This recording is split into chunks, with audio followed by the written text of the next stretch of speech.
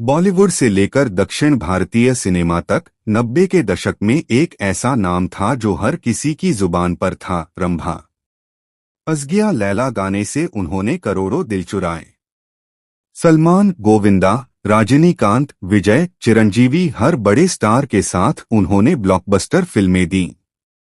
लेकिन जब वह करियर के शिखर पर थीं, तभी उन्होंने बॉलीवुड को अलविदा कह दिया। आज रंभा 2000 करोड़ रुपए की मालकिन हैं, कनाडा में बसी हैं और एक सफल बिजनेस वुमन हैं। यह है रंभा की पूरी जीवन यात्रा, 15 साल की उम्र से लेकर आज तक।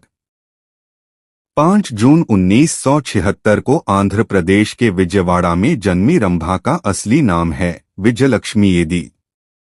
एक साधारण परिवार से ताल्लुक रखने वाली इस लड़की को नहीं पता था कि एक दिन वह देश की सबसे बड़ी स्टार बनेगी।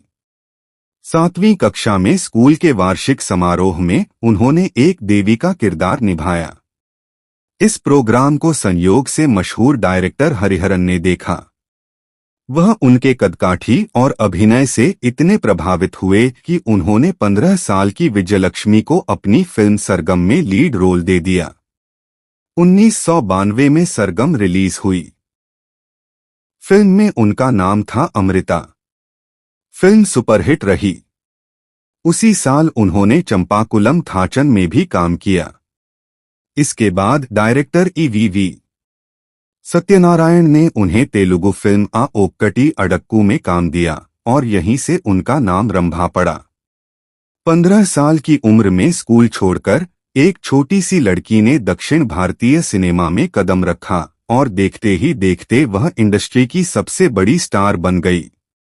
90 के दशक में रंभा का कोई सानी नहीं था।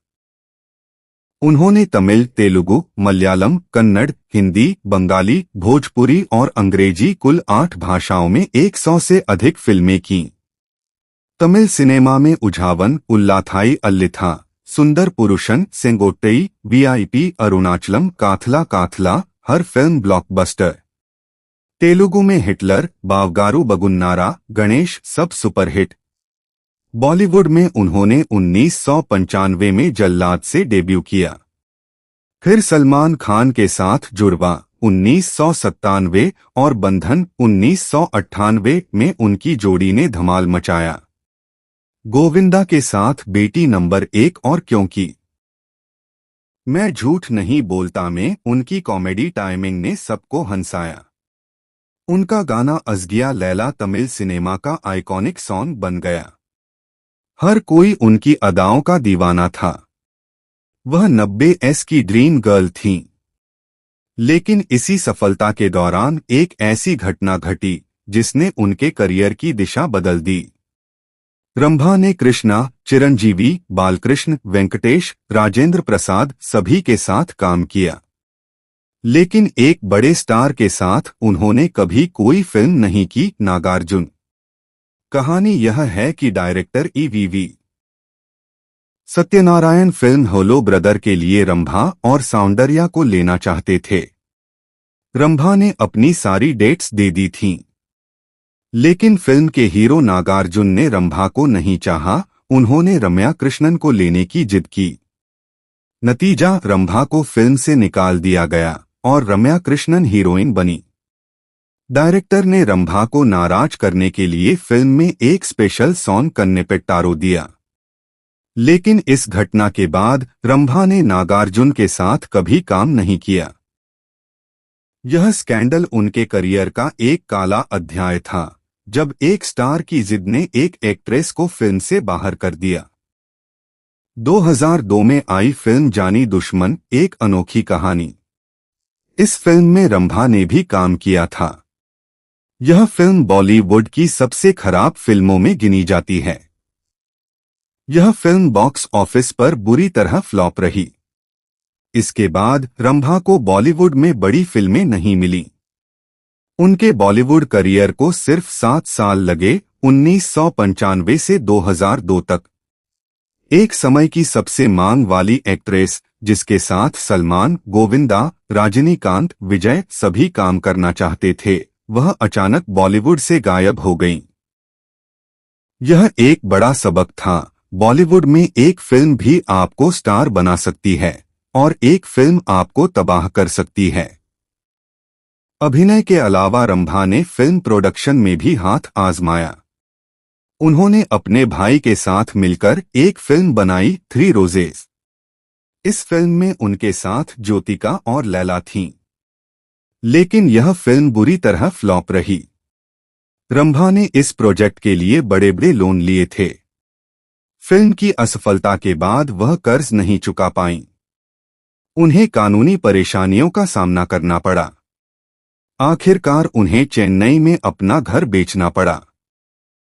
यह उनके करियर का सबसे बड़ा झटका फौरन था। मेरे घर पे पहुंच जाओ। अरे जब तक प्रोड्यूसर तुम बनने रिसीवर का नीचे सपना रखोगे मैं उनके तुम्हारे घर लिए के नीचे आर्थिक होगा। ओके बाय तबाही बाय बन बाय गया। Bye bye bye. रंभा और रजनीकांत की जोड़ी ने अरुणाचलम 1997 में धमाल मचाया था। लेकिन एक पुराना किस्सा सोशल मीडिया पर छिड़ गया। रंभा ने एक इंटरव्यू में बताया, एक दिन सलमान और जैकी श्रॉफ अरुणाचलम के सेट पर आए। मैंने उन्हें गले लगाया। रागिनी सर ने यह देखा और नाराज हो गए।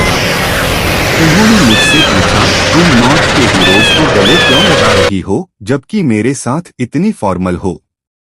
इसके बाद सेट पर लाइटें बंद कर दी गईं और किसी ने रंभा को पीछे से छुआ। यह एक प्रैंक था। लेकिन सोशल मीडिया पर इस किस्से को लेकर बहस छिड़ गई।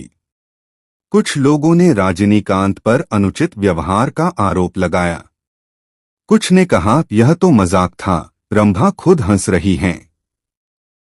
यह स्कैंडल रंभा और रजनीकांत दोनों के लिए चर्चा का विषय बना रहा। 2008 में रंभा के बारे में एक चौंकाने वाली खबर आई। उन्हें बेहोशी की हालत में अस्पताल ले जाया गया। अफवाह फैल गई कि उन्होंने आत्महत्या का प्रयास किया है। हालांकि इस बात की कोई पुष्टि नहीं हुई, लेकिन इस खबर ने उनके फैंस को हिला दिया। कुछ रिपोर्ट्स के अनुसार यह किसी अन्य स्वास्थ्य समस्या के कारण था। लेकिन इस घटना ने यह साबित कर दिया स्टारडम की चमक के पीछे कितना अंधेरा हो सकता है। 2010 में रंभा ने कनाडा के बिजनेसमैन इंद्र कुमार पाथमनाथन से शादी कर ली। शादी 8 अप्रैल 2010 को तिरुमाला के कर्नाटक कल्याण मंडपम में हुई। शादी के बाद रंभा ने फिल्में छोड़ दीं। उनकी आखिरी फिल्म 2011 में मलयालम फिल्म फिल्मस्टार थी। उन्होंने कहा, मुझे लगा कि अब मुझे मुख्य भूमिकाएं नहीं मिल रही हैं, इसलिए मैंने फिल्में छोड़ दी। उनके 3 बच्चे हैं, 2 बेटियां लावण्या और साशा और एक बेटा शिविन। अपने पति के साथ टोरंटो में बसकर रंभा ने एक नई जिंदगी शुरू की, बिजनेस वूमन बनकर। आज रंभा 2000 करोड़ रुपए की संपत्ति की मालकिन हैं। उनके पति एक बड़े बिजनेसमैन हैं और रंभा खुद कई कंपनियों का संचालन करती हैं। वह कभी कभार रियलिटी शोज में जज बनकर दिखती हैं, Maanada Mayilaada, Dhee, ABCD, anybody can dance, kings of comedy juniors. 2025 में उन्होंने वापसी की घोषणा की है। वह फिर से फिल्मों में आना चाहती हैं। रंभा की कहानी हमें सिखाती है, स्टारडम आता है और जाता है, लेकिन असली सफलता आपके फैसलों से आती है। 15 साल की उम्र में फिल्मों में आईं, 100 फिल्में की, फिर बॉलीवुड छोड़ा, कर्ज में डूबी, फिर खुद को संभाला और आज 2000 करोड़ की मालकिन हैं। Real life scandal story Rambha जीवनी। Like, share, subscribe.